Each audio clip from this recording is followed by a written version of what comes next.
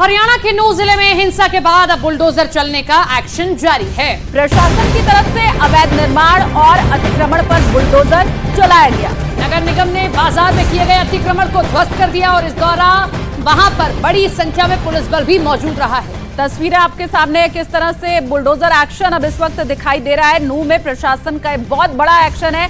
अवैध निर्माण के ऊपर बुलडोजर चलाया गया। इसके पहले गृह मंत्री जो हरियाणा के अनिल विज, उनकी तरफ से भी कहा गया कि जहां जहां जरूरत होगी बुलडोजर एक्शन दिखाई देगा। मैडम, इस पर कार्रवाई जो की जा रही है, किस तरह की जानकारी मिली थी, किस तरह का ऑर्डर हुआ है जिसके बाद कार्रवाई हो रही है? देखिए, यहाँ पे इलीगल कंस्ट्रक्शंस हैं जिसको तोड़ा जा रहा है एमसी के द्वारा। ये एमसी की जमीन है और इस पे कार्रवाई की जा रही है एमसी के द्वारा। बाकी बाद में पूरी रिपोर्ट आपको पेश करेंगे। नूह प्रशासन ने अब एक्शन तेज कर दिया है। हिंसक वारदात के बाद अब यहाँ जबरदस्त एक्शन देखने को मिल रहा है। पुलिस की जबरदस्त सिक्योरिटी के बीच में अब बुलडोजर चलना शुरू हो गया है। नूह में यहाँ पर तोड़ कार्रवाई जिस तरीके से की जा रही है, पुलिस प्रशासन की चाक चौबंद व्यवस्था है यहाँ पर। और इस बीच जिस तरीके से एडमिनिस्ट्रेशन ये कार्रवाई कर रहा है, इसमें ये साफ तौर पर हम तस्वीरों में देख सकते हैं। ट्रैक्टर लगा लिया गया है, जेसीबी मशीनों के जरिए अब ये तोड़ कार्रवाई लगातार जारी है।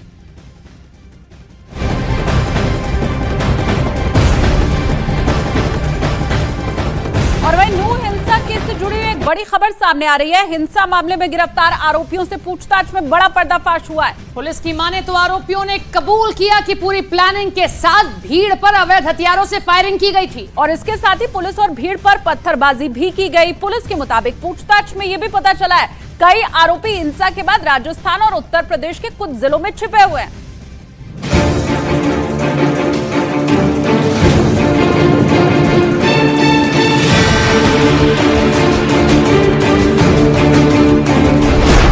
नूह हिंसा में बड़ा पर्दाफाश,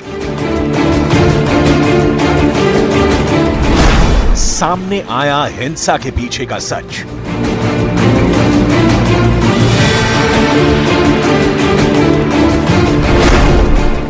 हिंसा के पीछे थी बड़ी साजिश।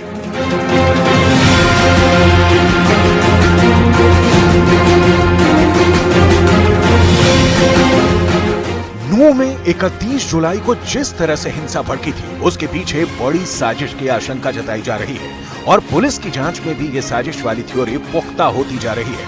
पुलिस की जांच में ये साफ होता जा रहा है कि पूरी प्लानिंग के तहत नूह में हिंसा भड़काई गई थी, जिसकी आग गुरुग्राम तक फैली।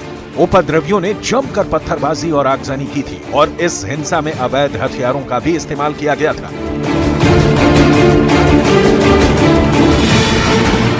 पुलिस सूत्रों की माने तो नूह हिंसा के गिरफ्तार आरोपियों ने पूछताछ में बड़ा पर्दाफाश किया है। आरोपियों ने बताया कि साजिश के तहत हिंसा भड़काई गई थी। पुलिस और भीड़ पर अवैध हथियारों से फायरिंग की गई थी। पूछताछ में आरोपियों ने पुलिस पर पथराव की बात भी कबूल कर ली।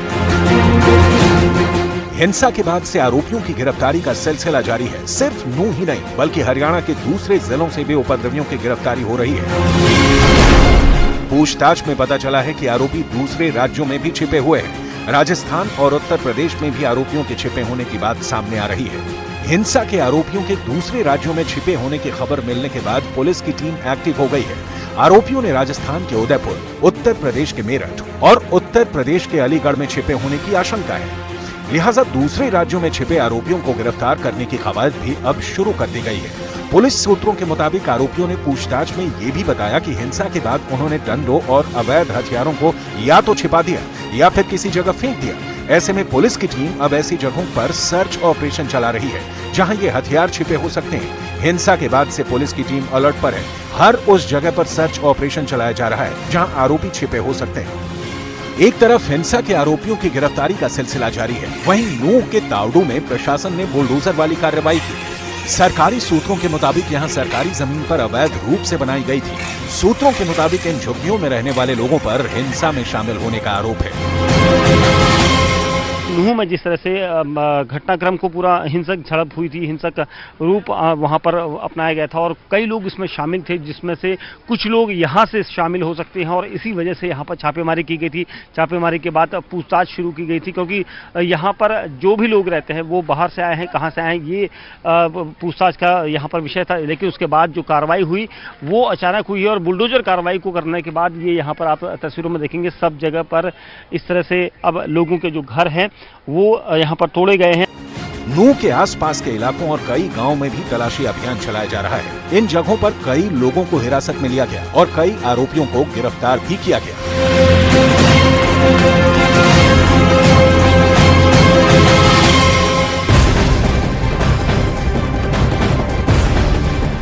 हरियाणा की नूह में हिंसा की जांच जारी है। दंगाइयों की तलाश में पुलिस की टीम अलग अलग टीमें मिलकर लगातार छापेमारी कर रही है।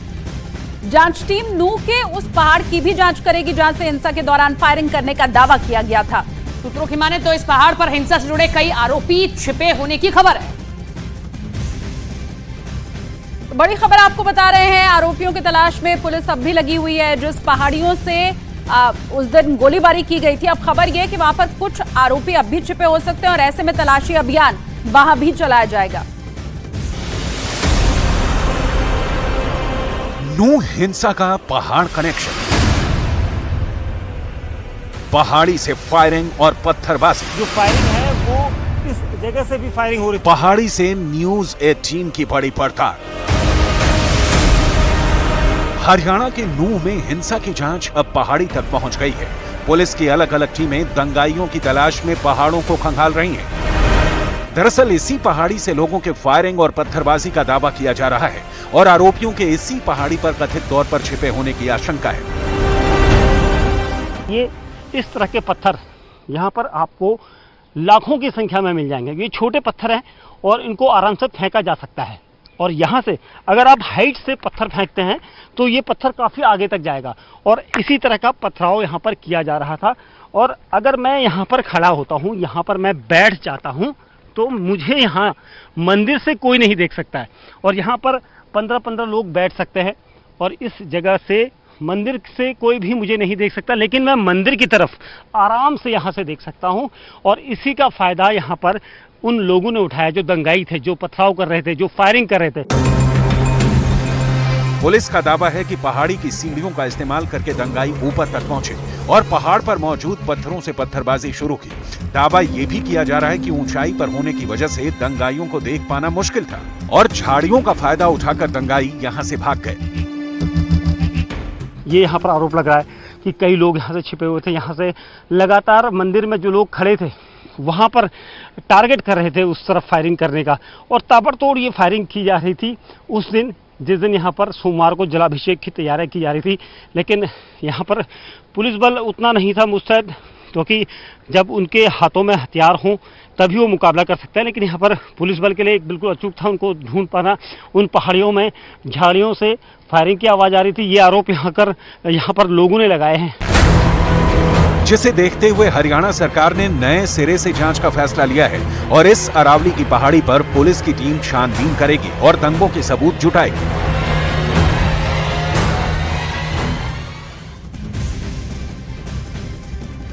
नूह में 3 तरफ से घिरे मंदिर पर हमले के दावे की पड़ताल की संवाददाता नीरज कुमार ने।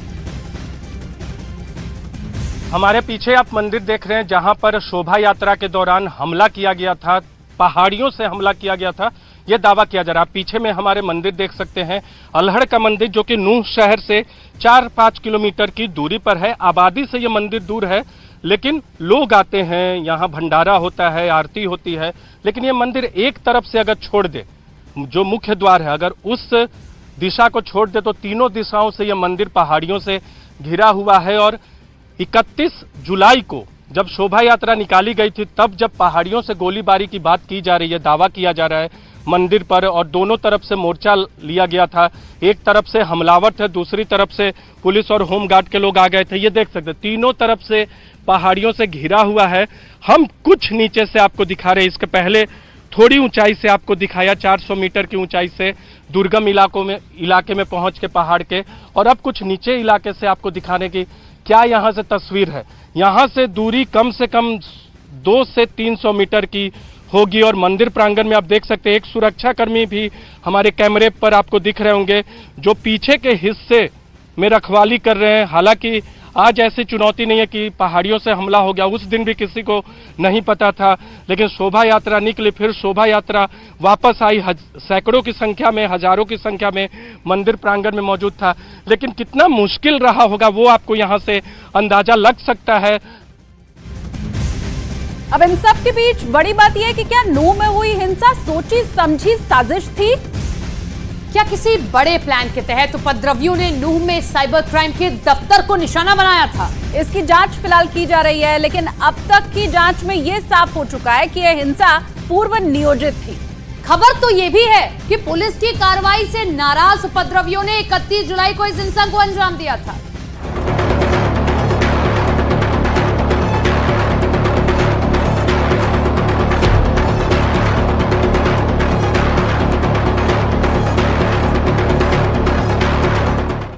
हिंसा की आड़ में उपद्रवियों की बड़ी साजिश।